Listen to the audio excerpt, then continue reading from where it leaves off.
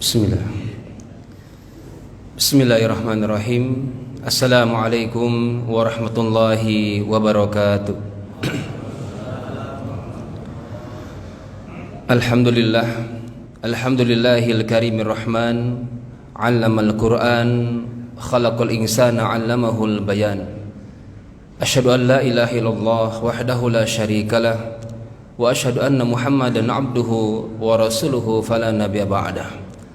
Allahumma salli wa sallim ala nabiyyina al-karim Muhammadin wa ala alihi wa ashabi ajma'in wa ba'd. Subhanaka la ilma lana illa ma 'allamtana innaka antal alimul hakim. Rabbana zidna ilma. Allahumma ati nufusana taqwaha wa zakkiha anta khairu man zakkaha anta waliyuha wa maulaha. Bapak, ibu-ibu, sahabat-sahabat yang dirahmati Allah Subhanahu wa taala. Bagaimana kabar pada pagi hari ini? Semangat Bapak Ibu? Hari keberapa? Tinggal berapa lagi? Harusnya bagi seorang atlet ketika menuju garis finish semangat atau loyo kira-kira? Semangat harusnya ya. Tinggal sekian hari lagi. Jangan sampai kita tergolong orang yang merugi, yaitu orang-orang yang dakhala Ramadan tsumman salakha falam yughfar lahu. Masuk ke Ramadan usai tapi dosa-dosanya tidak diampunkan. Rugi kata Rasulullah. Baik, insyaallah pada subuh yang mulia ini kita akan lanjut kajian kita pada ilmu waris, ilmu yang pertama kali dicabut oleh Allah Subhanahu wa taala. Ilmu yang dimana Allah rincikan pasal-pasalnya dari A sampai Z-nya, sampai sedikit hadis Rasulullah menjelaskan tentang waris. Kebanyakannya adalah ayat-ayat Quran yang menjelaskan langsung tentang penetapan siapa yang berhak menjadi ahli waris dan berapa bagian masing-masing.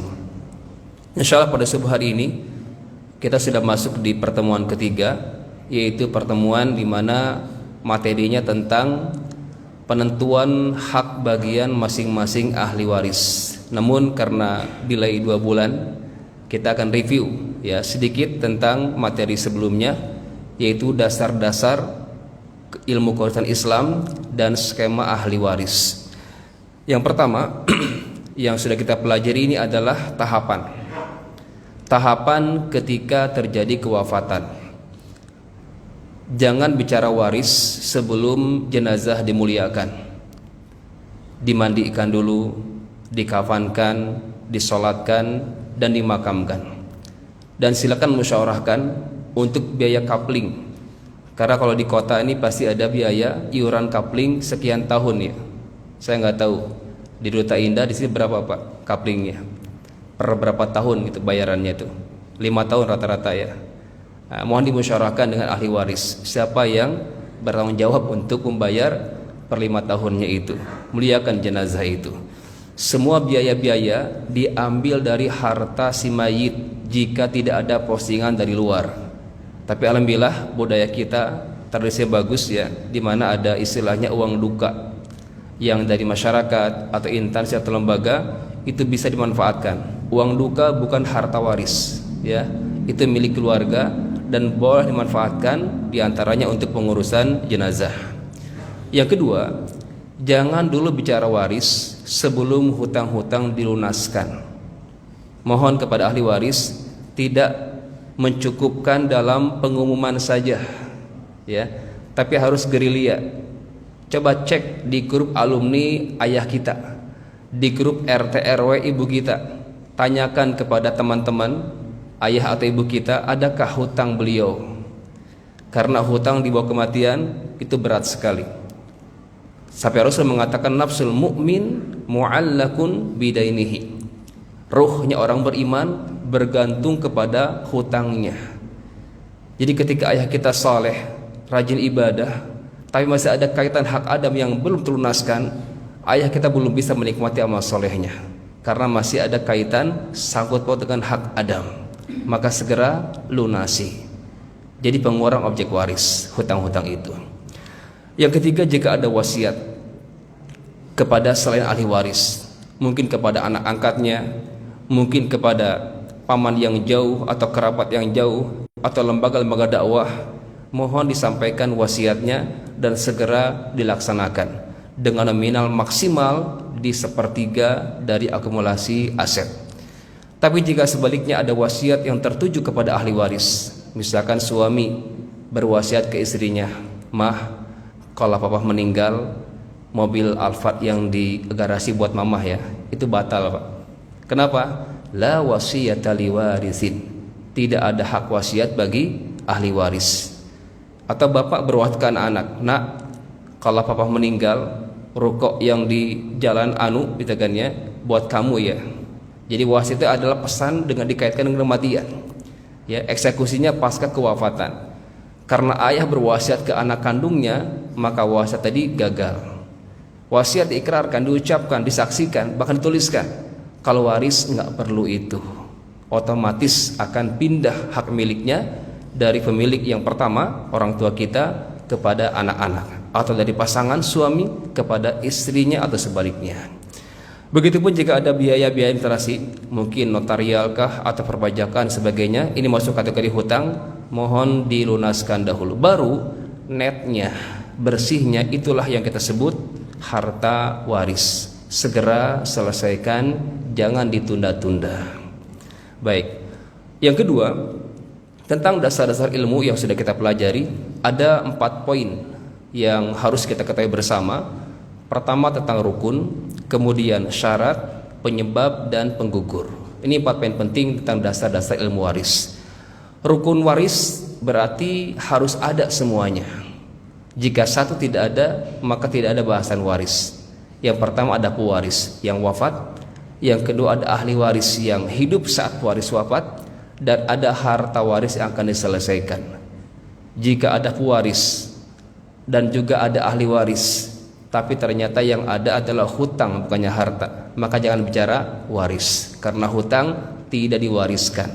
Siapa yang wajib bayar hutang? Bukan ahli waris, tapi adalah yang mampu. Syukur-syukur yang mampu tadi adalah dari kalangan ahli waris. Kalau nggak ada yang peduli, ya ujungnya adalah baitul mal atau baznas atau laznas setempat membayarkan al-gharimin yang berhutang tadi. Karena ahli waris juga nggak punya, ya maka si jenazah tersebut hutang-hutang dilunaskan dengan posingan zakat. Wallahu a'lam bishawab. Ini yang pertama. Yang kedua, syaratnya.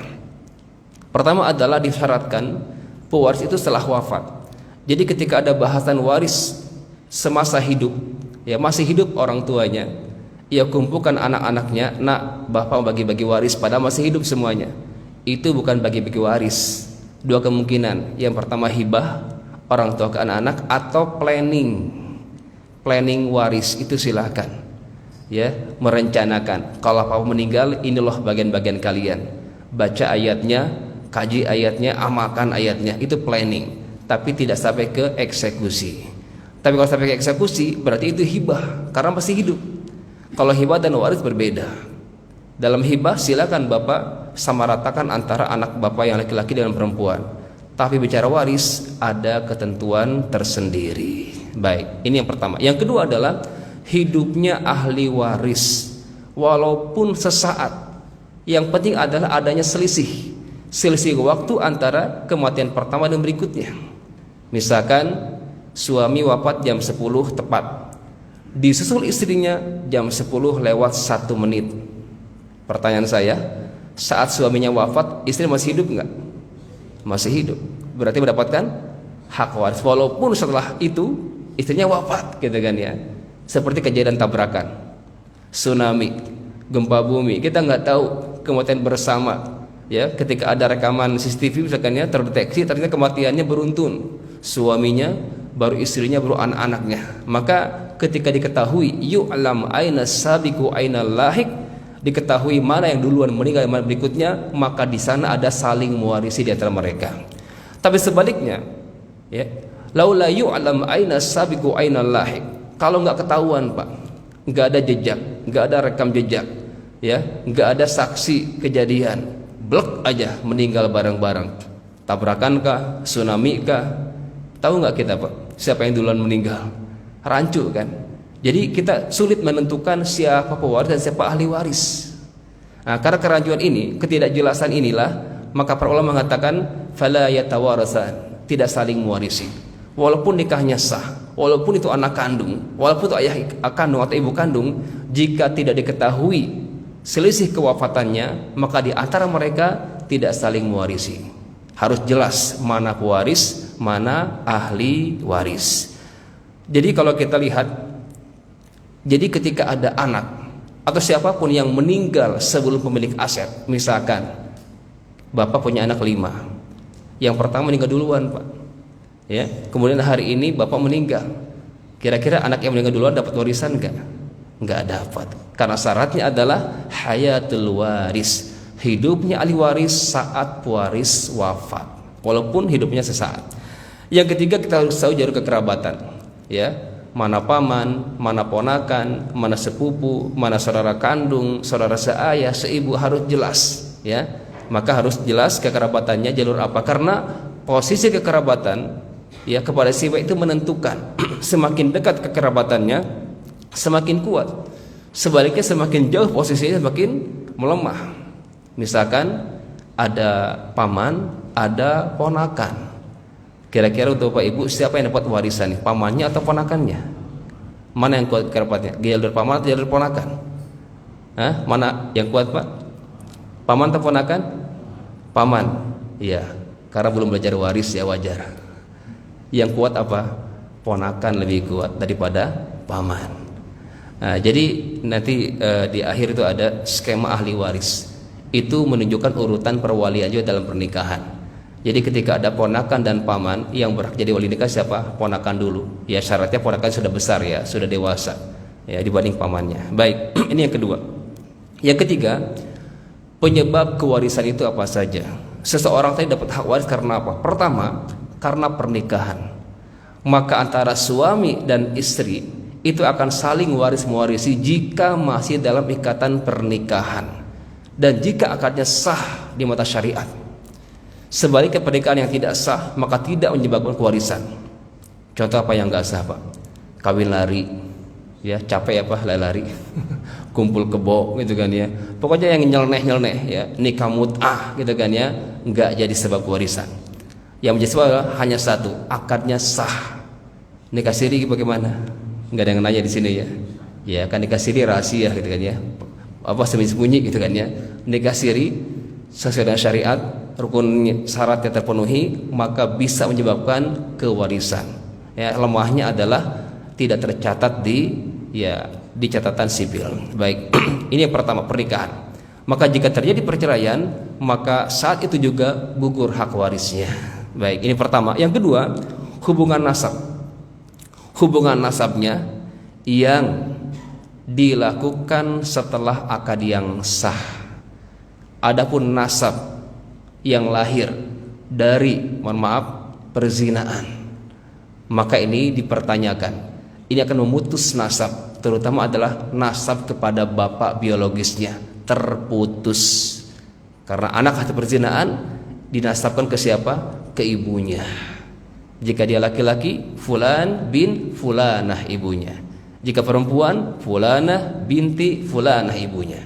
Nasabnya terputus dengan ayahnya dan kerabat ayahnya semuanya. Ini dosa perzinaan merembet kemana-mana, sampai waris pun gugur. Karena apa? Terputus nasabnya tadi. Baik, yang ketiga nggak usah kita bahas karena sudah tidak ada lagi, ya, pembebasan budak. Ada penyebab, ada penggugur. Walaupun nikahnya sah, walaupun nasabnya benar, jika ada salah satu di antara penggugur, maka tidak mendapatkan hak waris. Yang pertama adalah pembunuhan. Suami bunuh istri karena pengen cepat segera dapat warisan. Istrinya seorang janda, sudah tua, kaya raya, sakit-sakitan, udah pengen percepatan lah gitu kan, ya, langsung dibunuh oleh suaminya, maka suami tersebut gugur hak warisnya. Man ista'jala qabla awanihi uqiba bihirmanihi. Barang siapa ingin bersegera mendapatkan sebelum waktunya, maka diharamkan baginya untuk mendapatkan sesuatu tersebut. Ini kaidah fikihnya. Segala bentuk pembunuhan ini menggugurkan warisan.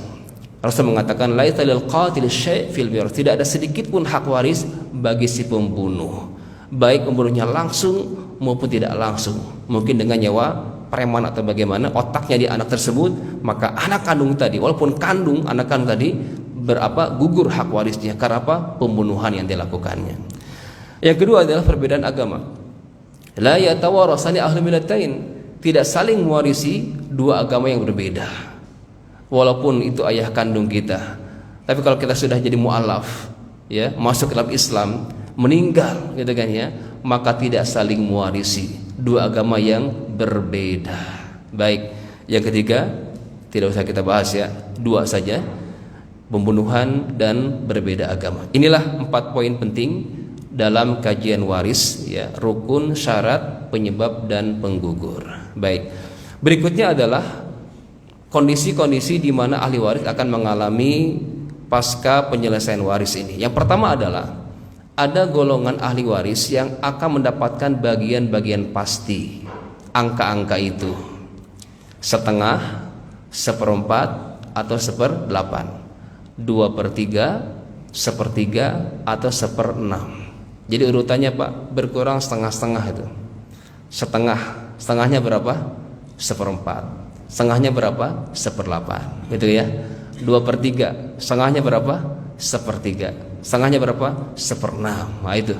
Jadi ingat dua angka saja, setengah dan 2/3. Hitung mundur setengahnya. Itu adalah 6 bagian yang dimiliki oleh ahli waris. Kebanyakan adalah ini dari ahli waris perempuan, entah sebagai istri, anak, cucu, ibu, nenek, saudara. Ini kebanyakan perempuan ya Bu ya. Jadi ibu hak warisnya jelas angkanya, maka disebut al-furud, bagian pasti. Maka ilmu disebut ilmu faraid, ilmu yang menjelaskan tentang bagian-bagian pasti. Adapun kondisi kedua, bagian lunak yang tidak pasti, yang gak jelas angkanya. Ini kebanyakan siapa? Laki-laki Pak, kita sebagai anak, sebagai ayah, kakek, saudara, ponakan, paman, sepupu. Ini hampir kebanyakan bagian kita di sini. Asobah akan mengalami 3 kemungkinan. Yang pertama adalah hazal mal kullahu, mengambil semua harta. Nah itu laki-laki Pak, mayit meninggalkan ayahnya saja, udah ambil semua tuh untuk ayah. Mayit hanya meninggalkan anak tunggalnya saja, nggak ada yang lain, ambil semua hartanya. Ini hazal mal kullah. Atau yang kedua, akhadal baqi, mengambil sisa. Yang namanya sisa kadang banyak kadang sedikit. Tunggu dulu Pak, kita ganti berapa sisanya. Nah, ini namanya asabah.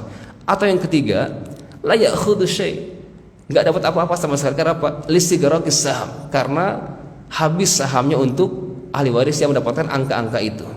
Contoh misalkan mayit meninggalkan suami, saudara perempuan kandung dan paman. Suami berapa? Setengah. Saudara perempuan berapa? Setengah. Paman berapa? Sisanya. Asabah. Ada nggak sisa Pak? Habis ya. Ini kondisi yang ketiga. Inilah kondisi laki-laki yang tidak jelas ya. Kadang banyak, kadang sedikit, bahkan kadang tidak mendapatkan sama sekali. Ada kondisi ketiga di mana ahli waris mengalami kondisi mahjub, terhalang. Kenapa? Karena ada posisi yang lebih kuat. Contoh, ada ayah, ada kakek. Mana yang kuat? Ayah, kakek terhalang. Ada anak, ada cucu. Cucu dapat nggak? Nggak dapat karena terhalang oleh anak. Itu sederhananya. Ada paman, ada ponakan. Siapa yang dapat tadi? Ponakan. Paman terhalang. Jadi ketika posisinya ya melemah dan ada yang lebih kuat, maka Rasul mengatakan alhiqu al-fara'id bi ahliha fama baqiya fahuwa li aula rajulin dzakarin. Berikanlah al-faraid, bagian-bagian itu kepada pemiliknya. Istri sekian, anak perempuan sekian, ibu sekian. Fama baqiya, adapun sisa, cari laki-laki terdekat. Ketika ditemukan 2 laki-laki, antara paman dan sepupu atau paman dengan ponakan, aina aula rajul, mana yang lebih dekat ke si mayit, pamannya atau ponakannya. Nah, di sini kita harus mentarjih Pak. Ya, memutuskan, ya mentarjih, menguatkan siapa yang terkuat di antara 2 laki-laki ini. Karena nggak mungkin 2 ini dapat asabah, itu nggak mungkin. Ya mustahil antakuna asabatan fi maslahatin wahidah. Nggak mungkin terjadi asabah 2 dalam satu permasalahan. Maka salah satunya akan dapat dan yang lainnya akan terhalang. Baik, inilah skema calon ahli waris kita. Ini saya Coba buka yang di satu persatu ya.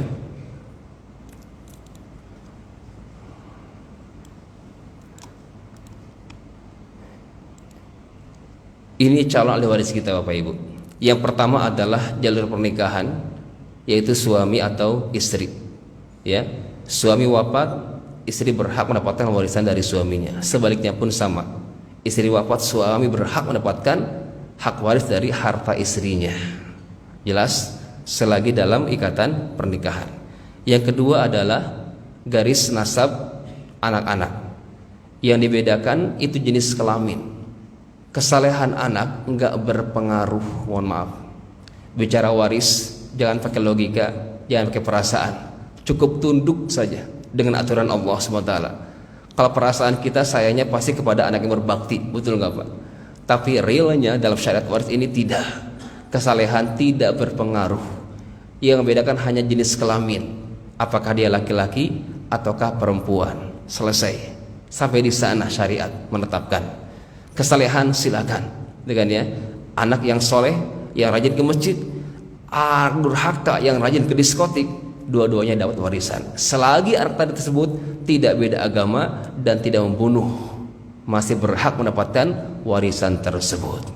Garis kedua adalah cucu. Yang diambil adalah jalur laki-laki, cucu laki, cucu perempuan dari jalur anak laki. Adapun dari jalur perempuan ini masuk kategori zawil arham. Nanti kita bahas insyaallah. Cucu berikutnya apa? Anak, cucu, cicit, jangga waring, udak-udak, kandung siwur. Silakan jika masih ada diambil dari jalur laki-laki. Baik. Naik ke atas. Ada ayah dan ibu kandung kita. Ibu kandung dan ayah kita, ayah kandung kita.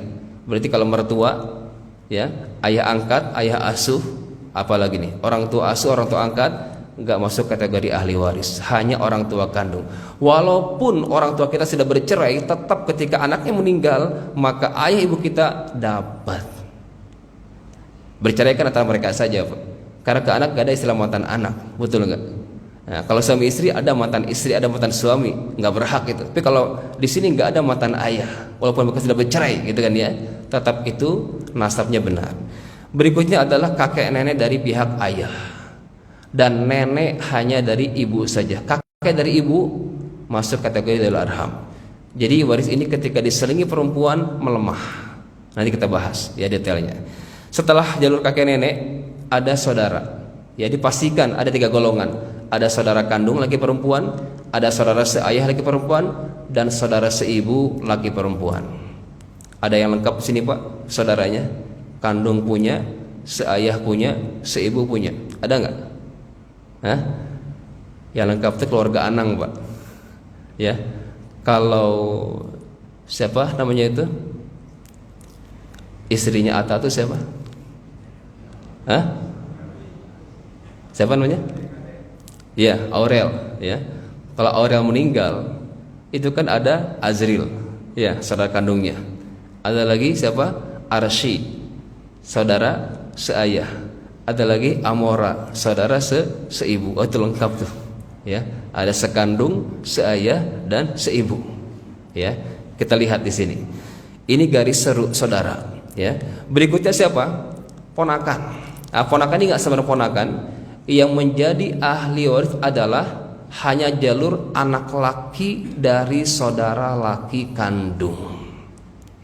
Adapun ponakan perempuan atau ponakan dari saudara perempuan tidak termasuk ahli waris, maksudnya golongan zawil arham. Plus yang kedua adalah anak laki dari saudara laki seayah. Ini ponakan sampai ke bawah. Ponakan gak ada baru paman. Pamannya pun mohon maaf hanya diambil dari jalur ayah saja. Paman kandung. Kita punya ayah kita punya saudara. Saudara ini adalah paman kita nih. Ini posisi kita sebagai mayit di sini. Berarti ini ayah kita, ini paman kita nih. Ini calon ahli waris kita nih kalau kita meninggal. Paman nggak ada, satu lagi paman seayah. Paman seayah nggak ada, cari lagi tuh sepupu anak laki dari paman kandung atau anak laki dari paman seayah. Ini adalah jalur nasab. Banyak banget Ustaz. Harta cuma 1 juta, gimana bagi-baginya tuh? Jadi mohon maaf, dari skema ini Bapak Ibu, tidak semuanya dapat. Ya, ini hanya ditampilkan calon, saya bilang, calon ahli waris. Ketika kumpul semuanya, masih lengkap semuanya, yang hanya pasti dapat, pasti ya. Jadi saya bagi ada ahli waris utama. Siapakah mereka ini? Ada 3 golongan yang pasti dapat. Kelompok ahli waris utama. Pertama adalah pasangan, suami atau istri, pasti dapat. Ya, kondisi apapun pasti dapat, asalkan tadi tidak ada penggugur saja. Yang kedua adalah anak-anak, laki atau perempuan, pasti dapat. Cucu, waiting list. Jelas? Yang ketiga, ayah ibu pasti dapat. Kakek nenek, waiting list. Begitupun saudara, ponakan, paman, waiting list semuanya. Jadi ketika masih ada 3 golongan ini, maka close warisnya, nggak kemana-mana. Apalagi bapak sudah punya anak laki-laki, closing pak hartanya, nggak akan bocor. Tapi kalau belum punya anak atau hanya perempuan saja, maka akan bocor kemana? Ya, ke kerabat si mayit. Ya, seperti itu. Baik, ini adalah gambaran tentang skema ahli waris. Ya, hari ini insya Allah kita akan masuk kepada penetapan bagian masing-masing ahli waris. Kita akan mulai dari pembagian pasangan dulu. Ya, walaupun ayatnya di surah An-Nisa ini bahasanya tentang anak, kemudian orang tua, baru ke pasangan. Ini izinkan saya tampilkan ayatnya di surah An-Nisa ayat 11 ya dan 12. Ini adalah pasal waris plus ayat terakhir di surah An-Nisa 176. Baik, ayat ke-11. Silakan Pak Ibu membaca ayat sebelumnya. Dari ayat ke-5 itu sudah bicara tentang waris, ya, pra kewarisan, ya. Ayat 11 baru bicara tentang penentuan hak bagian masing-masing. Ini adalah bagian anak-anak dan orang tua. Ayat 12-nya bagian pasangan, suami atau istri. Saya dari sini dulu. Kenapa saya dari sini? Karena dari sinilah lahir keturunan. Itu yang saya maksud. Walaupun ayatnya anak dulu, tapi saya bahas dari pasangan dulu. Baik. Perhatikan, yang merasa menjadi suami, inilah bagian bapak sebagai suami. Jika yang meninggal siapa? Istri yang wafat. Baik. A'udzubillahi minasyaitonirrajim. Ini ketentuannya.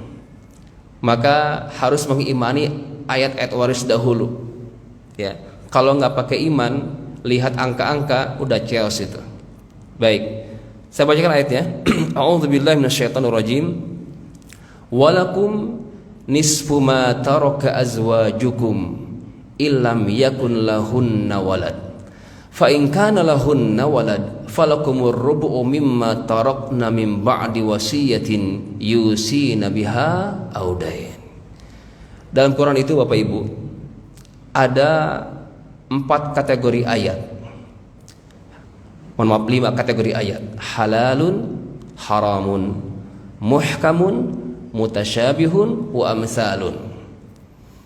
Ayat waris ini masuk kategori mana? Kategori apa? Muhkam.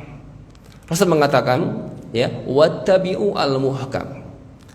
Ikuti, amalkan yang sudah jelas. Ya. Ini sudah jelas nih. Angka-angka ini enggak nisbi. Sudah jelas, maka ikuti kata Rasulullah. Wattabi'u al-muhkam. Walakum nisfu ma taraka azwajukum. Dan bagi kalian, wahai para suami, mendapatkan berapa? Setengah. Catat Pak, bagi suami berapa? Setengah. Nisfu ma taraka azwajukum, setengah dari apa yang ditinggalkan oleh istri dari suami itu. Maka hari ini PR buat Bapak Ibu adalah tolong buatkan file khusus tentang aset masing-masing. Terlebih lagi bagi Bapak Ibu yang tidak punya anak laki-laki atau nggak punya anak. Karena apa? Dipisahkan asetnya. Mana aset suami, mana aset istri. Ada 3 kategori harta. Pertama, ada harta bawaan yang Bapak Ibu bawa sebelum pernikahan. Itu milik siapa? Milik masing-masing. Tapi ketika wafat, apa yang Bapak bawa diwariskan ujungnya. Betul nggak Pak? Bapak sebelum nikah sudah punya rumah, sudah punya kendaraan, sudah punya tabungan, deposito dan sebagainya. Nikah dengan gadis dari kampung. Hari ini nikah, besok meninggal Pak. Maka istri Bapak berhak mendapatkan harta bawaan Bapak sebagai suaminya. Nanti kita bahas berapa. Sebaliknya ketika Bapak tadi, ya, seorang laki-laki lah misalnya, nikah dengan tadi ya janda kaya raya, sakit-sakitan, nggak punya anak gitu kan ya. Nikah hari ini, besok meninggal, maka suami berapa dapatkan berapa? Setengah dari harta bawaan janda tadi. Mau cari lagi Pak seperti itu? Janganlah. Nisfu ma taraka azwajukum. Harta bawaannya, tolong catat, harta bawaan yang masih ada sampai hari ini. Itu milik siapa? Milik masing-masing, tapi ujungnya ketika kewafatan akan diwariskan kepada pasangan diantaranya. Yang kedua, harta dapatan yang kita dapat, baik itu sebelum pernikahan atau setelah pernikahan, itu pun milik masing-masing. Misalkan bapak atau ibu dapat warisan dari orang tua yang wafat. Punya siapa itu warisan itu? Punya bapak ibu, mutlak masing-masing. Dapat hadiah, ya, dapat gaji bulanan, dapat apalagi hibah dari teman gitu kan ya, dapat wasiat dan sebagainya, itu milik masing-masing. Itu dapatan Pak, milik masing-masing. Tapi ingat, ketika kita wafat, apa yang kita dapatkan akan diwariskan. Dua yang pertama langsung eksekusi waris Pak. Harta bawaan, harta dapatan langsung waris. Tapi ada kategori ketiga, itu apa? Harta bersama, yaitu harta kongsi antara suami istri. Ada kontribusi suami dan kontribusi istri. Nah, kalau harta kategori yang ketiga ini harta bersama, sebelum bicara waris, tolong pisahkan dulu. Maka penting adanya pencatatan. Catat Pak, rumah yang sekarang Bapak tempati sekarang, ini milik siapa? Milik Bapak sebagai suami, ataukah milik Ibu sebagai istri, ataukah milik bersama suami istri? Kenapa? Ada kontribusi dua-duanya. Kontribusi nggak mesti berupa materi, non materi pun bisa dianggap apa? Kontribusi kita. An-Nisa ayat 34 Allah mengatakan, lirrijali nasibu mimma iktasabu walin nisa nasibu mimma iktasabat. Bagi laki-laki mendapatkan bagian sesuai dengan peran atau kontribusinya. Begitu perempuan. Kasus yang pernah kami tangani, ada suami istri, istrinya notaris, suaminya dulunya di perusahaan kaya raya, di PHK, gulung tikar, itu kan ya, jadi ngojek, ojol. Beli aset mereka berdua. Ternyata di catatan istrinya, cicilan rumah tersebut tercatat 70% istrinya, sisanya suaminya. Meninggal suami tadi. Berapa persen objek warisnya? 30%. Maka penting pencatatan. Istri ambil dulu tuh kontribusi 70% plus hak waris istri dari suami yang wafat, yang 30% tadi.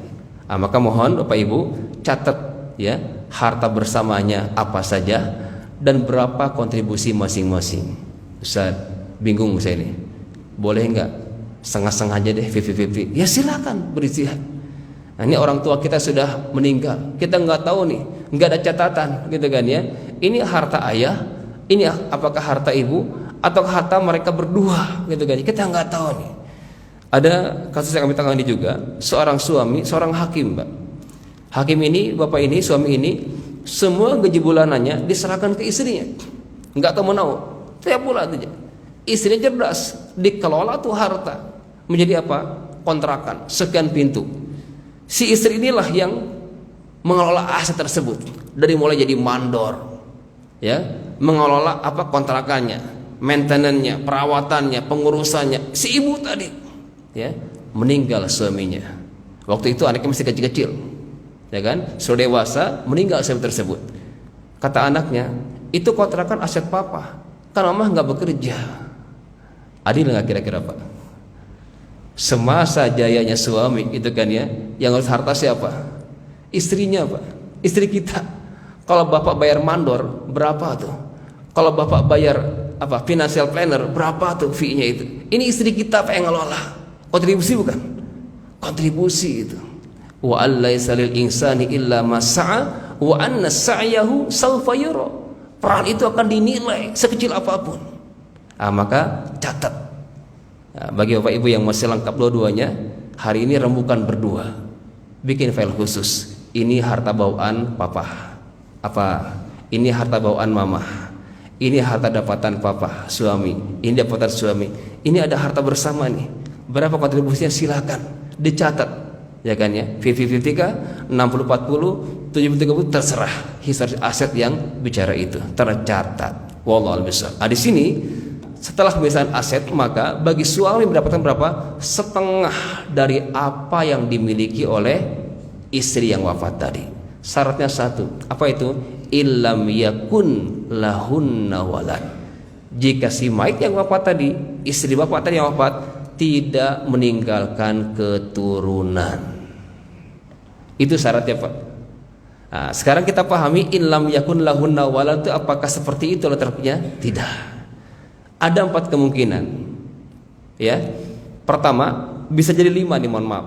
Tadi saya istihad ya, jam 4 ya dari semalam tuh. Ya kan, saya istihad apakah ini benar gitu kan ya. Saya coba sampaikan di majelis ini. Ada 5 ternyata. Biasanya saya sampaikan 4, sampaikan 5. Yang pertama, maksudnya illam yakun lahunna walad, memang enggak punya anak. Karena baru nikah, gitu kan ya, sehari besok meninggal, enggak punya anak kan. Maka berapa suami? Setengah dari harta istrinya. Atau yang kedua, sudah punya anak tapi anaknya sudah meninggal duluan, maka dianggap tidak ada. Maka syaratnya apa? Yang hidup siapa saat pewaris wafat? Kalau anak sudah meninggal duluan, itu kan ya, enggak dianggap ada, maka suami dapat berapa? Setengah. Oke, ini yang kedua. Yang ketiga, punya anak tapi ternyata anaknya itu murtad, Pak. Ya, punya anak tunggal satu-satunya, murtad. Mungkin karena sibuk bekerja, ya, enggak dididik anaknya, akhirnya pergaulan bebas, akhirnya dia punya ismu atau pohon yang lain, murtad dia. Meninggal ibunya, istri bapak. Berapa buat bapak sebagai suami? Setengah, Pak. Karena anak yang kafir tadi tidak dianggap ada. Wujuduhu ka'adamihi. Adanya dia sama dengan tidak ada. Ini kemungkinan yang ketiga. Atau yang keempat, dia punya anak tapi ternyata anak inilah yang membunuh istri bapak. Si pembunuh dianggap tidak ada juga. Gugur hak waris tidak dianggap tidak ada. Maka suami berapa? Setengah. Jelas ya? Atau yang ketiga, ada anak. Ya, ada anak. Mungkin ini bahasanya nanti ya, ketika pas istri ya. Berarti ini hanya 4 saja nih. Itu hasil perzinaan, Pak. Ya, jika yang ada itu hasil perzinaan, maka dianggap tidak ada. Nanti kita bahas pas istri ya. Kalau pas suami di sini nggak ada kaitannya, ya. Baik karena nasab anak zina itu kepada ibunya. Baik, berarti 4 saja ya, 4 kemungkinan. Ini yang dia maksud dengan illam yakun lahunna walad. Baru suami dapat berapa? Setengah. Sebaliknya, fa in kana lahunna walad. Jika si mayit memiliki keturunan, baik anak yang ada ini dari suami yang ada ini atau dari suami sebelumnya yang sudah wafat atau diceraikan, maka patokannya adalah anak si mayit, bukan ke yang hidup. Si mayit punya anak enggak? Terserah anaknya dari suami yang ada ini atau dari suami sebelumnya. Sebelumnya karena perceraian atau cerai hidup atau cerai mati, terserah, yang penting si mayit tadi punya anak. Jadi gambarannya kalau bapak nikah dengan janda bawa anak, meninggal janda tadi, berapa jatah buat bapak? Belum punya anak nih bapak nih dari janda tadi, tapi janda udah bawa anak tuh, anaknya 5 misalkan ya, bapak nikahin dia, meninggal dia, hartanya banyak, berapa buat suami? Fa in kana lahunna walad falakumur rubu. Maka suami dapat berapa? 1/4, berkurang setengahnya, Pak, dari setengah ke 1/4 jika si mayit yang ada meninggalkan keturunan, baik dari suami ini ataupun dari suami sebelumnya. Jelas? Yang pasti adalah anak-anak dari si mayit.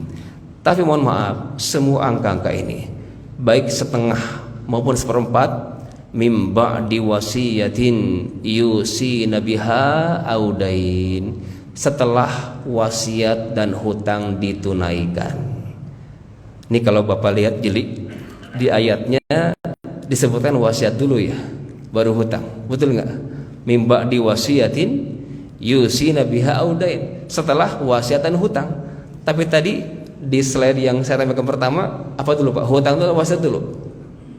Hutang dulu ya. Ini yang benar yang mana Pak? PPT saya atau ayat ini yang benar? Baik, jangan salah baca ayat. Silakan Bapak Ibu baca tafsirannya di ayat ini. Kami temukan tafsiran dari Ibnu Katsir dari sahabat Ali bin Abi Thalib. Beliau mengatakan, antum taqrauna hadil ayah Mim ba'di wasiyatin yusina biha audain fa inna Rasulullah qadha ad-dain tsumma al-wasiyah. Kalian, kata Ali, membaca ayat ini seakan-akan urutannya wasiat baru hutang. Karena ada, mohon maaf, ya di antara asatidzah juga yang belum mungkin menguasai tentang warisan ini, ya menjelaskan wasiat dulu baru hutang. Ini kan bahaya, Pak. Wasiat itu setelah hutang dibayarkan, bukan sebelum. Kalau sebelum lumayan banyak tuh wasiatnya, Pak. Ya kan, hutang nanti habis itu dipakai untuk wasiat, padahal yang wajib itu adalah hutang. Maka di sini beberapa keterangan dari para ulama, limadza dzukirat al-wasiyah 'ala ad-dain. Ya. Kenapa kok dieksekusi hutang dulu baru wasiat? Kenapa? Karena hukumnya.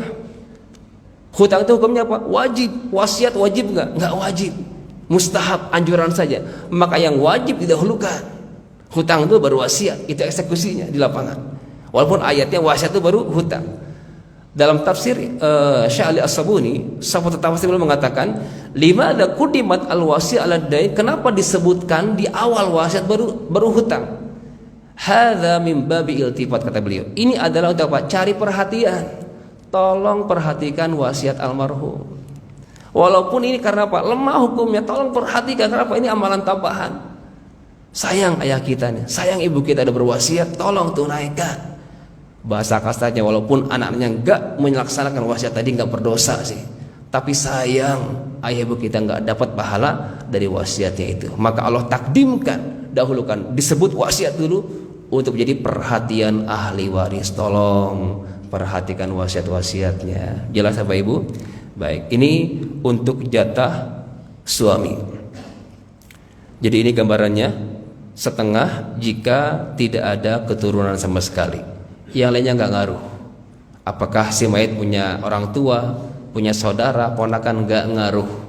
Yang mempengaruhi jatah suami adalah ada dan tidak adanya keturunan dari si mayit.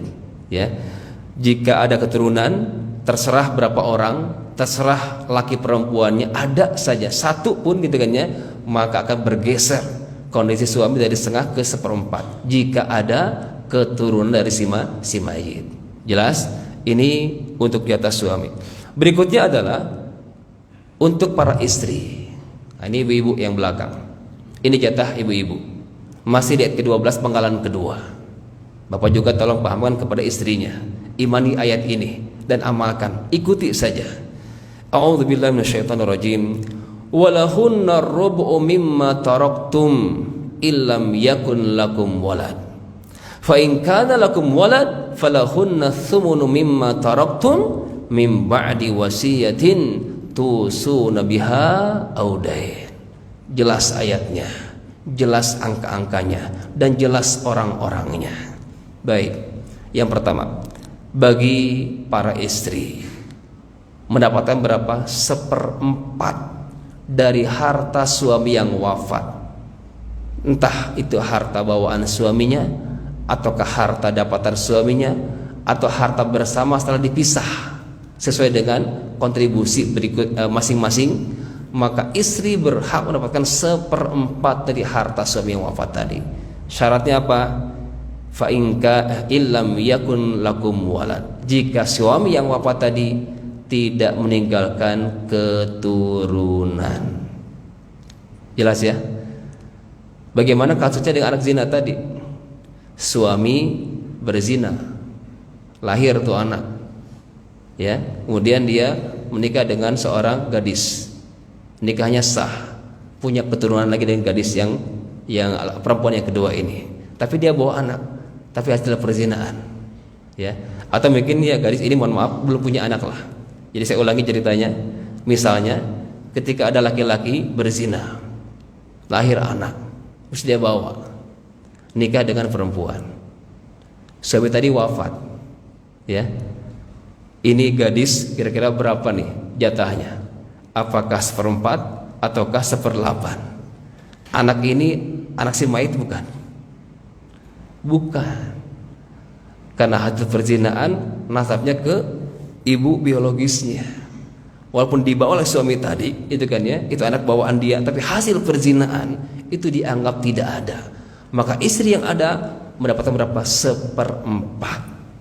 Karena saat itu suami dianggap tidak ada keturunan. Yang ada adalah hasil perzinaan, nasabnya kepada perempuan biologisnya itu. Wallahu a'lam bishawab. Baik, ini kemungkinan jadi 5 berarti ya. Tidak ada keturunan karena belum punya anak. Atau yang kedua, ada anak tapi sudah meninggal duluan. Yang ketiga, ada anak tapi beda agama. Yang keempat, ada anak tapi dia yang membunuh. Yang kelima, ada anak tapi hasil perzinaan suaminya, maka dianggap tidak ada. Maka istri mendapatkan berapa? 1/4 dari harta suaminya. Baik. Sebaliknya, fa in kana lakum walad, jika suami yang wafat meninggalkan keturunan, baik dari istri yang ada maupun dari istri sebelumnya yang sah ya, entah itu perceraiannya cerai hidup atau mati, berarti saya bawa anak, tapi hasilnya pernikahan yang sah, gitu kan ya, duda bawa anak, tapi pernikahannya sah sebelumnya, nikah dengan gadis yang kedua tadi, ya, maka bagi si istri yang kedua tadi berapa jatahnya? Falahunna sumun, 1/8, karena si mayit meninggalkan keturunan. Jadi berbalik ya Bu ya, kalau suami antara setengah atau 1/4, kalau istri berapa? 1/4 atau 1/8. 1/4 jika tidak ada anak, 1/8 jika ada anak. Baik, 2 bagian ini bagi para istri, mohon maaf sekali, ini berlaku juga untuk ketika suami berpoligami. Tapi teknisnya bukan berarti masing-masing istri 1/4, ya kan? Bapak punya istri 4, apakah masing-masing 1/4? Ya habis semuanya apa buat istri, ya. Maka ketika poligami 1/4 dibagi 4 kalau nggak ada anak dari suami yang wafat tadi. Tapi jika ada anak, maka 1/8 dibagi 4. Walaupun anak yang ada ini misalkan dari istri yang ketiga misalkan ya, istri pertama, kedua, dan keempat belum punya anak, nggak masalah. Itu anak siapa? Anak si suami. Maka para istri mendapatkan 1/8 dibagi 4 bagian. Sudah 1/8 dibagi 4 pula. Nah ini mungkin di antaranya ya, poligami itu di sana imbasnya. Tidak ada bedanya hak waris istri pertama, kedua, ketiga, keempat, nggak ada. Hak warisnya sama, 1/4 dibagi 4 atau 1/8 dibagi 4 dengan bagian yang sama. Maka anjuran saya, ketika Bapak hendak berpoligami, ada Pak yang berminat di sini? Kalau nggak ada nggak saya teruskan nih. Kalau ada nih, bukan saya ngajarin. Ya, dalam syariat itu bukan, mohon maaf ya, dalam kenegaraan harus ada izin istri ya, dalam kenegaraan pemerintahan. Tapi dalam syariat tidak ada. Yang ada apa? Pemisahan aset. Jadi bijaknya suami ketika hendak berpoligami, pisahkan dulu asetnya Pak. Mana aset Bapak dengan istri pertama, mana aset Bapak dengan istri kedua, 3, 4, pisahkan masing-masing, jelas porsi-porsinya. Nah, ini anjuran, silakan, itu kan ya, karena ini ada syariatnya. Inilah jatah untuk para istri di antara 1/4 atau 1/8, tergantung si mayit tadi apakah ada keturunan atau tidak. Baik, terakhir tentang jatah anak-anak, ya, berapakah jatah anak-anak?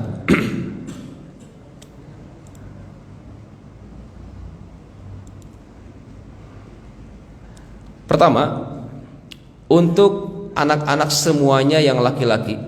Nah, di sini untuk yang laki-laki itu gampang. Jika anak semuanya laki-laki, maka hak warisnya sama, dibagi rata. Ya, sama bagi rata. Dengan syarat tadi laki-laki semuanya. Tidak ada bedanya antara si kakak dan si adik. Enggak ada bedanya antara si sulung dan si bungsu. Jika semuanya laki-laki, maka dibagi rata. Contoh, mayit meninggalkan istri dan 3 anak. Berapa istri? 1/4 atau 1/8? 1/8. Boleh saya tulis ya di whiteboard? Ada mic nggak? Mohon maaf.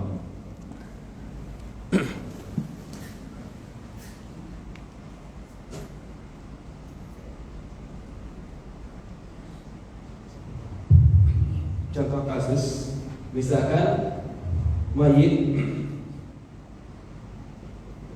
meninggalkan istri dan 3 anak laki-laki. Berapakah jatah masing-masing? Ya. Berapa istri? Jika bayi punya anak 1/8. Berapa anak-anak? Sisanya dibagi 3. Selesai. 1/8 untuk istri, sisanya berapa? 7/8 dibagi 3. Kalau sudah jelas nominalnya, langsung aja eksekusi. Misalkan hartanya 8 miliar, ya, berapa 1/8-nya? 1 M. Berapa sisanya? 7 M dibagi 3 orang, selesai. Jika sudah ada nominal. Tapi dalam waris ini, selesainya waris bukan kepada nominalnya. Sederhananya adalah ma'rifatu kulli warisin haqqahu. Masing-masing ahli waris tahu, menyadari berapa bagiannya plus waris itu. Eksekusi fisik itu kan butuh waktu. Belum kita penindakan appraisal, menilai aset, gitu kan ya. Belum kalau udah eksekusi penjualan, kan kayak jual kacang goreng. Hari ini pasar iklan, besok ada yang beli, gitu kan ya. Nggak semudah itu. Maka ketika waktu yang lama, gitu kan ya, selesaikan dulu. Dan selesainya waris adalah tadi, masing-masing sadar, mengetahui berapa bagiannya, jelas. Di lembaga yang saya pimpin, Syariah Waris Center, kami keluarkan surat penetapan hak waris SPHW. Jadi ahli waris mendatangani berapa hak waris masing-masing plus. Jika ada eksekusi aset per item boleh. Misalkan yang kita selesaikan perhiasan orang tua kita atau kendaraan yang belum dijual, ya kan? Yang lainnya nanti silakan per item. Tapi angka-angka tadi tidak berubah. Jelas ya? Nah, ini kasus yang pertama. Jika semuanya adalah laki-laki, dampak. Yang berikutnya misalkan mayit gantian meninggalkan suami, ya. Dan tadi anaknya 3 juga, misalkan yang mudahnya saja lah. Baik. Si mayit ini siapa? Ya, meninggalkan siapa? Suami. Berarti si mayit siapanya suami? Istrinya. Suami ini siapanya anak-anak? Hah? Mungkin ayah kandung, mungkin ayah sambung, betul gak? Yang pasti ini anak siapa? Anak si mayit. Bisa jadi anak suami ini atau dari suami sebelumnya. Yang pasti adalah anak si mayit. Jelas. Sama yang tadi. Istri ini mungkin ibu kandung mereka atau ibu sambung mereka. Tergantung kondisi. Yang pasti adalah ini anak si mayit. Dipastikan itu. Oke. Berapa hak warisnya untuk suami? Jika ada anak-anak mendapatkan 1/4. Berapa sisanya? 3/4. Untuk siapa? Untuk anak bagi 3, selesai. Berarti masing-masing berapa? 1/4. Kelas waris berapa? Silakan eksekusi fisik mau diapain? Mau dikontrakan, mau dipakai dulu, bebas gitu aja. Jadi orang itu nggak mesti jual, nggak mesti. Karena ada kasus, Ustaz, apakah waris itu diselesaikan jika dua-duanya sudah meninggal? Misalkan ayahnya wafat, apakah nunggu kematian ibunya? Saya bilang emang bisa ngatur kematian? Bisa nggak kita ngatur kematian? Nggak bisa. Ketika ayah kita wafat, apakah nunggu ibu kita wafat? Belum tentu. Bisa jadi setelah ayah siapa? Anaknya yang wafat. Maka segera selesaikan supaya ibu kita sadar berapa waris beliau di rumah tersebut. Karena ada istri yang mendominasi, menguasai. Ya mentang-mentang dia istrinya, dia kan harta ya papa dan mama. Iya sih kalau harta bersama. Kalau harta bawah ada harta siapa? Harta suaminya tuh. Ibu berapa 1/8 aja tuh di rumah tersebut. Misalkan kasusnya suami bawa rumah, udah punya rumah tuh, nikah dengan ibu sebagai istri, punya anak-anak. Berapa jatah ibu sebagai istri? 1/8. Sisanya berapa untuk anak-anak? Wah itu besar banget anak-anaknya. Karena ada yang curhat, ibu-ibu, Ustaz, sudah 60 tahun saya berumah tangga Ustaz. Maka masa sih ketika suami saya wafat saya diapresiasi 1/8 saja? Saya bilang dulu bukan saya yang ngatur, Allah yang ngatur, gitu kan ya. 1/8-nya istri, gitu kan ya. Bukan saya yang ngatur, Allah yang ngatur tadi ayatnya. Nah disinilah bicara waris itu jangan hanya bicara hak, tapi harus sampai itu kewajibannya. Jadi kan besar laki-laki kan di sini, anak-anak. Kenapa? Karena pasca kewafatan ayah kita, Pak, untuk anak-anaknya, kita yang wajib menafkahi ibu kita. Ibu kita 1/8 loh, sebagai istri suami gitu kan yang wafat dari ayah kita ini. Kita ini sebagai anak-anak sisanya. Kenapa kok besar? Karena ada kewajiban anak menafkahi ibunya. Jadi ibu nggak usah sedih. Setelah ibu itu set. Itu laki-laki. Di pundak kita laki-laki ini ada 4 perempuan yang kita tanggung. Pertama siapa? Istri kita. Kita tanggung. Yang kedua siapa? Anak-anak kita. Yang ketiga siapa? Ibu kita. Yang keempat siapa? Saudara perempuan kita. Itu adalah laki-laki. Konsep nanti kita bicara 2:1 laki perempuan. Karena itu hak dan kewajibannya berbeda antara laki perempuan. Jadi perempuan mohon maaf jangan kita bagi rata. Karena kewajiban kami ini berbeda dengan kewajiban perempuan. Bagi perempuan tidak ada kewajiban menafkahi. Ada nggak syariat istri wajib menafkahi suaminya? Ibu menafkahi anaknya? Nggak wajib. Boleh ibu masih boleh jika kebaikan ibu sebagai istri atau ibu bagi anak-anak itu kebaikan. Beda dengan kewajiban. Kewajiban suami ketika diabaikan, dia tidak menafkahi istrinya, dosa itu suami. Sebagai ayah kita nih, nggak menafkahi anak-anak kita, dosa itu ayah. Begitupun sebagai anak laki-laki ini, nggak menafkahi ibunya atau mertuanya, dosa itu anak. Itu beda kewajiban dan kebaikan. Al-wajibu ma yusabu ala fa'ilihi wa yu'aqabu ala tarikihi. Berpahala jika ditunaikan, dilaksanakan, dan berdosa jika diabaikan. Jadi ada hak, ada kewajiban. Jadi anak-anak, mohon maaf, jangan enaknya aja. Oh, gede itu besar kan? Hak warisnya. Tunggu dulu. Ada hak, ada kewajiban. Itu wajib nafkah itu ibu. Seperlapan loh ibu kita. Sebagai seorang istri gitu kan ya dari suaminya yang wafat. Wallahu a'lam. Baik. Ini untuk kategori jika semua anak laki semua. Nah, kasusnya kalau perempuan. Oke, kita tes dulu. Gimana kalau campur laki perempuan? Jika terjadi seperti ini, maka hitungannya adalah setiap laki-laki dihitung 2, setiap perempuan 1. Contoh, bapak punya anak 5, laki-laki 3, perempuan 2. Bukan dibagi 5. Ya, ngitungnya bukan bagi 5, itu bagi rata. Kalau hibah nggak apa-apa bagi 5. Kalau waris tunggu dulu, ada ayatnya, ada syariatnya. Allah berpesan, yusikumullahu fi auladikum lidzakari mislu hadzal unsayyain. Itu pesan Allah. Ada pesan mama. Nah, kalau meninggal bagi rata ya. Ada nggak Pak? Ada pesan papa. Nah, kalau meninggal bagi rata ya. Ini biang keributan. Maka bagi kita sebagai ayah, sebagai ibu, tolong wasiatnya, pesannya harus selaras dengan pesannya Allah. Kita sebagai anak-anak menerima pesan tadi, mana yang kita dengarkan? Pesan ayah, pesan mama, atau pesan Allah? Pesan apa? Ya di masjid pesan Allah sih jawabannya. Di luar masjid saya nggak tahu. Nggak usah menjamin pesan siapa nih. Pesan Allah bagi rata. Ini kalau kita luruskan pesan Allah kita ini sakit hati nggak ibu kita di alam kubur itu? Sakit hati nggak Pak? Nggak ada cerita meninggal sakit hati kan ya? Justru mereka berbahagia. Kenapa? Karena anaknya kena syariat. Bisa jadi mungkin saat itu ibu kita belum tahu ilmunya, belum sampai kepada beliau. Maka luruskan. Mungkin waktu itu ibu kita hanya perasaan saja, ya kan ya, sensitif dan sebagainya. Luruskan. Itu kewajibannya luruskan. Allah berpesan, yusikumullah. Allah berpesan kepada kita, kalian orang tua, fi auladikum, untuk anak-anak kalian, lidzakari mislu hadzil unsayyain. Itu sudah adil. Itu pasti adilnya. Itu pasti berkah, itu pasti menenteramkan. Munabrak antara tadi silakan baca ayat 14-nya. Wa may ya'sillaha wa rasulahu wa yata'adda hududah. Barang siapa yang bangka, enggak mau taat dengan aturan tadi, dan ia lampaui batasan tadi, ya ta'adda hududah. Udah bagi rata aja lah, ribet banget. Nah di sini perasaan, nafsu, emosi, egonya, udah bagi rata aja lah, ribet banget, gitu kan ya. Kan pesan mama sebelum meninggal bagi rata. Bagi rata boleh sih Pak? Boleh nggak bagi rata? Boleh. Kapan?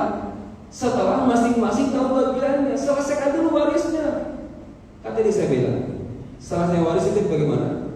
Nggak sampai ke fisik kan? Jika fisik itu agak susah gitu kan ya. Minimal masing-masing tahu bagian. Selesai waris tadi. Boleh nggak bagi rata? Boleh. Asalkan dengan yang mau saya. Yang itu jangan dipaksa. Dan jangan dari kata mama, jangan. Silakan, itu sudah beda judul tuh. Judulnya bahagia atau hibah saudara ke saudara, silakan. Silakan gitu kan ya. Tapi lihat ya kebutuhan saudara kita. Ada yang banyak hutangnya mungkin, ada yang masih ngontrak gitu kan ya. Maka ibu-ibu bagi perempuan jangan minta bagi rata dulu, lihat kondisi kakaknya, kondisi adiknya gitu kan ya. Terapkan dulu syariatnya. Setelah masing-masing tahu bagiannya, selesai warisnya, terserah. Nggak diambil pun nggak apa-apa. Udah jatah saya bapak mah aja, boleh nggak? Boleh. Udah jatah saya wakafin saja sama ibu saya, boleh. Setelah tahu bagiannya. Yang salah adalah tadi di awal dipangkas sebetulnya dibagi rata dengan paksaan, apalagi dengan dalil kata mamahan. Mohon maaf. Jadi ketika terjadi laki perempuan, maka hitungannya adalah setiap laki-laki dihitung 2. Jadi kalau bapaknya anak 5, laki-laki 3, perempuan 2, setiap laki-laki hitung 2 Pak. 2, 2, 2, perempuan 1, 1, 1. Jadi berapa bagian? 8. Jelas ya? Setiap laki berapa? 2, 2, 2, 2, 6. Perempuan 1, 1, 1. Jadi berapa? 8. Jelas ya? Jadi sisa tadi, misalkan contohnya, ini misalkan 3 anak. Laki-laki berapa? 1 deh. Perempuan berapa? 2. Sisanya dibagi berapa? 1/8 buat ibu kita sebagai istrinya. Sisa dibagi berapa? Dibagi 4. Dari mana 4? Bagiannya 2, 1, 1. Bukan orangnya, tapi bagiannya. Jika sudah terjadi laki dan perempuan. Jelas Bapak Ibu? Wallahu a'lam. Ini karena sudah masuk syuruk, semakin seru ya. Silakan. Jika ada pertanyaan, saya buka mungkin 1 atau 2 pertanyaan untuk masalah baru. Silakan Pak. Saya duluan nih.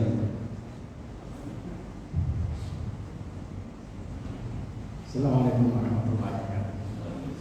Yang ingin kami tanyakan, kalau anak laki-laki dan anak perempuan yang sudah ditinggal bapak ibunya, itu kesepakatannya dari semua anak laki-laki perempuan dibagi rata, apakah diperbolehkan? Terima kasih. Ini kesepakatan ahli waris, dengannya bukan pesan orang tuanya. Boleh nggak? Boleh. Setelah mereka tahu minimal persentase ini Pak. Jadi si laki-laki sadar dibutuhkan sekian untuk saudara perempuannya. Tapi yang perempuan harus sadar kewajiban laki-laki itu tadi ya, menanggung 4 perempuan.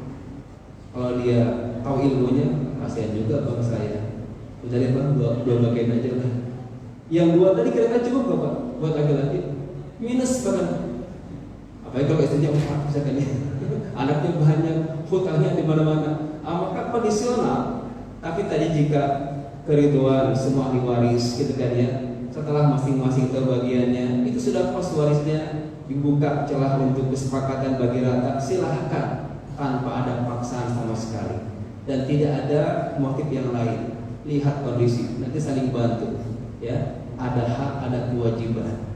Ketika nanti saudara laki-lakinya karena kutip ada musibah atau apa, bantu dan sebagainya. Nah ini boleh seperti itu karena nggak ada paksaan ya Pak ya. Yang salah itu tadi kata mama, kata papa. Akhirnya si anak laki-laki nggak enak, terpaksa dia mengikhlaskan, meridhokan. Ya mau di awal paksa gitu kan ya, tapi mau tidak mau bagaimana lagi. Wallahu a'lam. Baik, silakan yang kedua.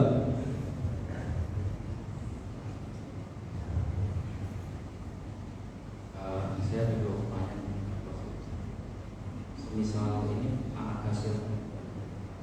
Misal anak hasil perzinaan, cuma ketika pembagian hak waris itu belum diketahui kalau dia anak hasil perzinaan. Misal ketika suaminya bekerja dia selingkuh, itu kan pas pembagian hak waris dia dapat tuh karena belum diketahui. Tapi misal misalnya seminggu kemudian dia diketahui kalau dia itu anak hasil selingkuh, misal apakah harta waris yang sudah didapat itu dibagikan lagi terus dibagi ke yang memang seharusnya? Nah itu pertanyaan pertama. Terus yang kedua, yang tadi itu kategori membunuh yang membatalkan hak waris itu seperti apa? Misal dia pernah membunuh secara tidak sengaja, apakah itu membatalkan hak waris atau memang pekerjaannya itu mengharuskan untuk membunuh seperti tentara? Terima kasih. Baik, pernah saya tangani tentang hasil perzinahan, ya. Kasus yang saya temukan, mohon maaf sekali ya. Rata-rata Pak pengamatan di lapangan, hasil analisa saya bersama tim di lapangan, biasanya anak yang lahir dari hasil perzinahan itu lahirnya perempuan, rata-rata hampir kebanyakan perempuan. Maka ketika saya dapat kasus, ada informasi kuat, suami ini, almarhum ini tanda kutip sering main, paham saya, sering main, sering jajan. Nah, kemudian nikah dengan ibu ini, gitu kan ya, dan anak pertamanya perempuan, ya. Dan saya sebagai konsultan berhak untuk bertanya, ibu mohon maaf, saya kan ada istilahnya dalam ilmu sejarah wal ta'dil ya, melihat sisi buruknya untuk kebenaran, bukan untuk main, bukan. Ibu mohon maaf, anak pertama itu kan perempuan, apakah ya anak ibu yang perempuan ini yang pertama ini dihasilkan setelah yang sah? Nah itu pertanyaan saya. Jawaban saya itu kata ibunya, ya dari istri yang wafat suaminya tadi, ya sah. Jawaban saya. 2 hari kemudian suami dari anak perempuan ini telepon saya, berarti mantu ibu tadi ya, Ustaz, ternyata istri saya, berarti anak perempuan baru ya, itu hasil dari perzinahan mertua saya. Jadi mereka berzina baru nikah, MBA, married by accident. Jadi nikahnya setelah hamil, dan ya rata-rata perempuan yang lahir. Perempuan tadi dinikahin sama bapak biologisnya, mereka pernikahannya sah nggak kira-kira? Pernikahannya sah, tapi saya bapak bilang dosa 2 kalinya, dosa zina dan dosa bohong. Ya, jadi kalau bapak ibu jujur, jadi hakim, ambil hakim, karena bapak nggak berhak jadi wali dari hasil perzinahan tadi. Anak siapa? Anak istri bapak, bukan anak bapak. Nasabnya terputus. Nah, jadi saat seperti itulah. Si anak perempuan tadi gugur hak warisnya sebagai anak perempuan karena tadinya hasilnya dari perzinahan. Apa solusinya? Ada 2 kemungkinan.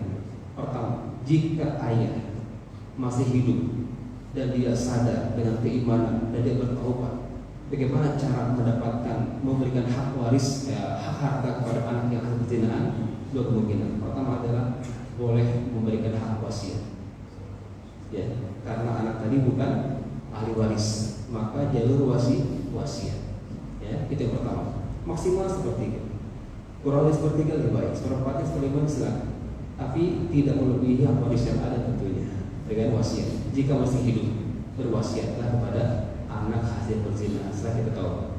Jika nggak sempat bertaubat, ya nggak sempat berwasiat, maka ya setelah kematian ketiganya, ahli waris yang ada dan tahu kasusnya, ternyata kakak saya dalam kutip hasil perzinahan orang tua saya, silakan berikan hibah atau hadiah. Di Quran surah Al-Fatihah 8 ada etikanya, wa idza hadara al-qismata ulul qurba wal yatama wal masakin farzuquhum minhum. Kasihlah sekedarnya. Jika ada kerabat yang ahli waris, caranya tadi anak hasil perzinahan, jika nggak ada wasiat, maka bisa dibantu dengan hibah dari ahli waris, ya kan? Silakan dengan bagian yang tidak ditentukan, pastinya tidak melebihi hak waris yang ada. Di perzinahan ini nikmat saat sengsara sepanjang hayat, nauzubillah. Maka mohon dijaga anak-anak kita jangan terjadi.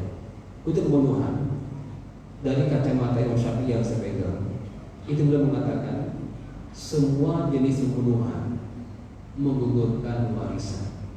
Semua, hatta pembunuhan yang dibenarkan.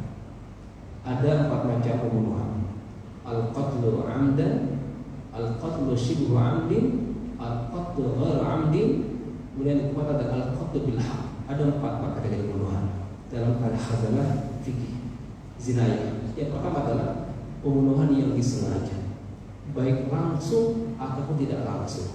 Langsung berarti anak yang bunuh, nggak langsung berarti nyewa preman, tapi dia sengaja didesain sedetail mungkin dibunuh ayahnya, langsung atau tidak langsung, itu amdan namanya.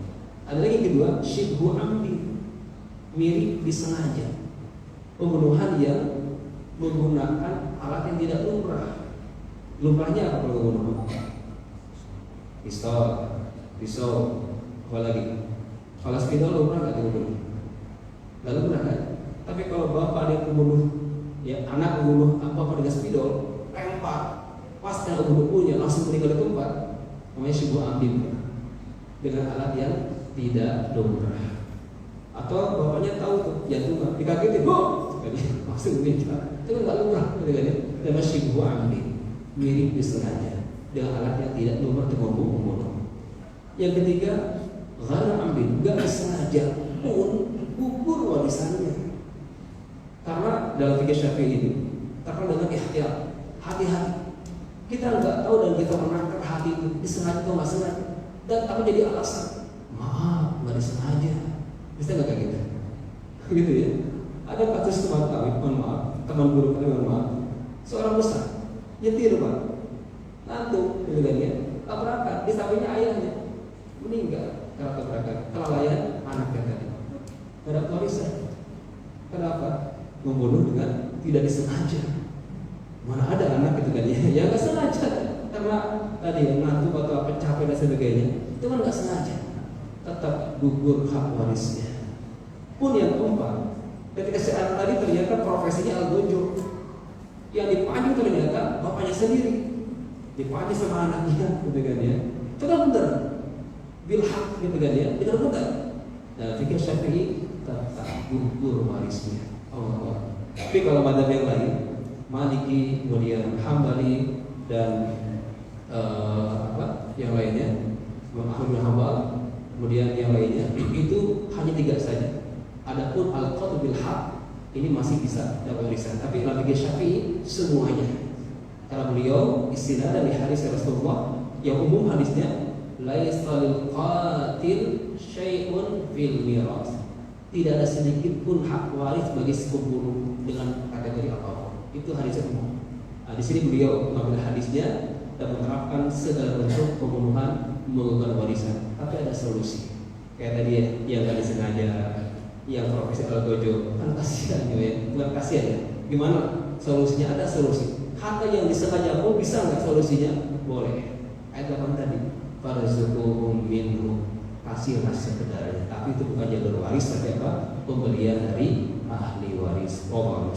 Baik, kita tutup dengan doa kafaratul majelis. Subhanallahumma bihamdika asyhadu an la ilaha illa anta astaghfiruka wa atubu ilaik. Insyaallah kita bertemu 2 bulan kemudian ya di pekan kelima insyaallah. Assalamualaikum warahmatullahi wabarakatuh.